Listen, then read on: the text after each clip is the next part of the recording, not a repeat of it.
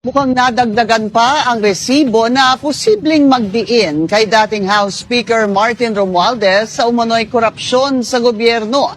Sa patuloy na pagbusisi ng Bilyonaryo News Channel, lumobo ang kontrata ng isang kumpanya sa Palawan nang maging caretaker nito ang kongresista. Ang may-ari, dati niya umanong executive assistant. Tila naging sentro ng bidding operations ang Palawan mula late 2023. Ayon yan sa isang source na dumulog sa Bilyonaryo News Channel.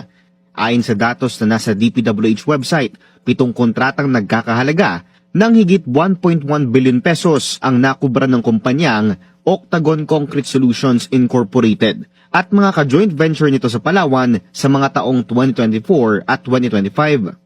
Ito ang mga kaparehong taon kung kailan itinalaga si former House Speaker Martin Romualdez bilang caretaker ng Palawan 1st and 3rd Districts, matapos pumanaw ni na Congressman Edward Hagedorn at Edgardo Salvame. Ka-joint venture ng Octagon sa mga proyekto ang ilan pang kontrobersyal na mga kumpanya tulad ng Wawaw Builders at Mac Builders na dati na ring na-blacklist dahil sa mga delayed na proyekto. Ayon sa DPWH documents na nakuha ng BNC, si Milton Ngu ang nakalagay na Authorized Managing Officer ng Octagon ngayong 2025. Siya ang kapatid ng businessman at dating government envoy na si Maynard Ngu, na una na ring nadawit sa flood control scandal bilang bagman umano ni Senator Cheese Escudero.